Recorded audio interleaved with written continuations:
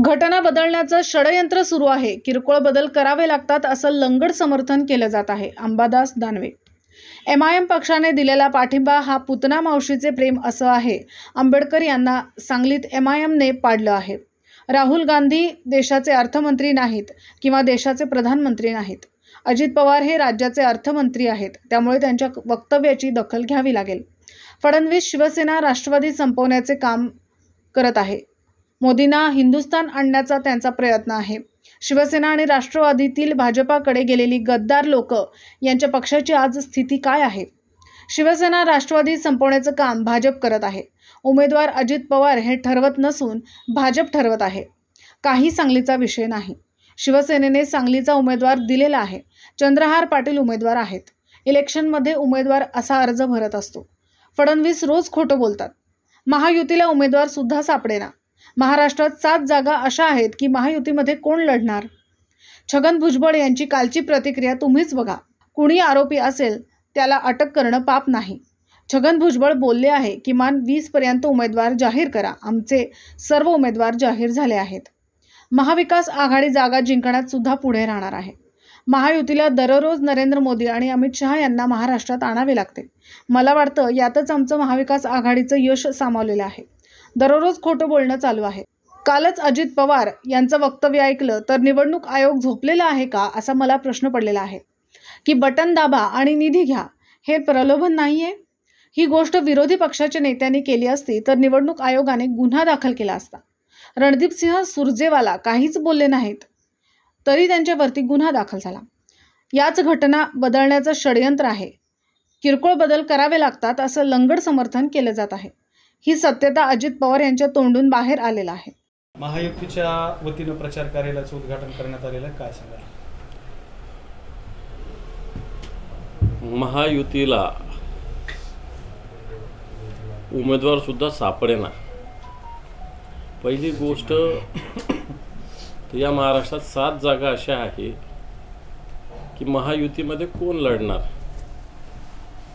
आणि आता मी नाही बोलत आहे, छगन भुजबळांची कालची प्रतिक्रिया तुम्हीच बघा. किती उद्वेगानं ते बोललेले आहे की किमान 19 तारखेपर्यंत तरी उमेदवार, 20 तारखेपर्यंत तरी उमेदवार जाहीर करा. अशा प्रकारची भूमिका छगन भुजबळांसारख्या एक ज्येष्ठ नेत्यांनी व्यक्त केलेली आहे. म्हणजे ज्या दिवशी निवडणूक आहे त्याच्या आधी तरी उमेदवार जाहीर करा. उलट आमचे 48च्या 48 जवळपास सगळे उमेदवार ठरले, प्रचाराला लागले. प्रचाराच्या 1-1, 2-2 फेऱ्या आमच्या पूर्ण झालेल्या आहे. आणि महाविकास आघाडी प्रचारात तर पुढे आहे आणि जागा जिंकण्यातसुद्धा या महाराष्ट्रात पुढे राहणार आहे. यांना महायुतीला दररोज नरेंद्र मोदी आणि अमित शहांना या महाराष्ट्रात आणावं लागतंय. वाटतं याच्यातच आमचं महाविकास आघाडीचं यश सामावलेलं आहे. कारण दररोज तेच भाषण, त्याच भूमिका, तीच मस्ती, तेच आपले खोटारडं बोलणं हे सगळं चालू आहे. त्यामुळे जनता याला भुलणार नाही.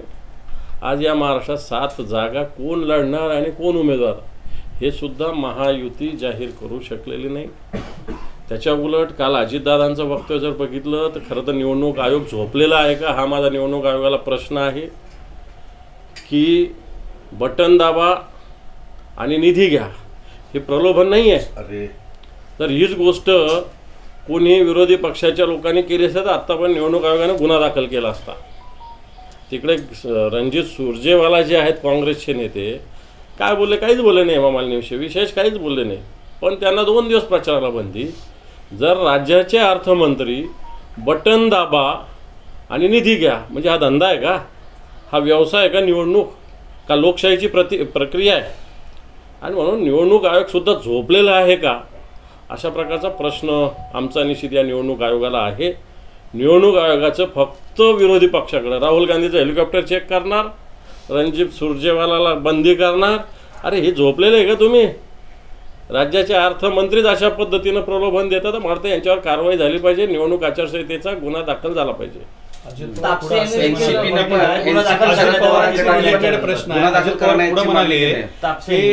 अजित पवारांचं असं वक्तव्य आहे त्यानंतर की बुवा काय बोलले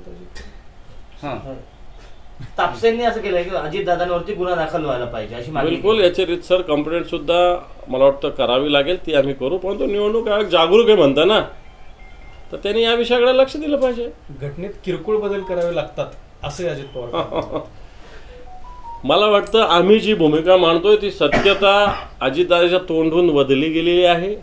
आम्ही हेच म्हणतोय की यांचं घटना बदलण्याचं षडयंत्र आहे. जे डॉक्टर बाबासाहेब आंबेडकरांनी लिहिलेली घटना आहे, हिच्यात एखादा बदल करणं म्हणजे किरकोळ बदल करावे लागतात, अशा प्रकारचं लंगडं समर्थन अजितदादासारखे राज्याचे उपमुख्यमंत्री करतात. याचाच अर्थ आमचं म्हणणं सत्य आहे. कारण रोज मोदी शाह म्हणतात की विरोधक झूठ प्रचार कर रहे हैं, हम घटना राज्य घटना संविधान बदलने वाला कोई माई का लाल पैदा नहीं हुआ. तुमचाच माणूस सांगतो की घटनेत किरकोळ बदल करावे लागतात. आणि मला वाटतं हे सत्यता अजितदादाच्या तोंडून आपोआप बाहेर आलेली आहे.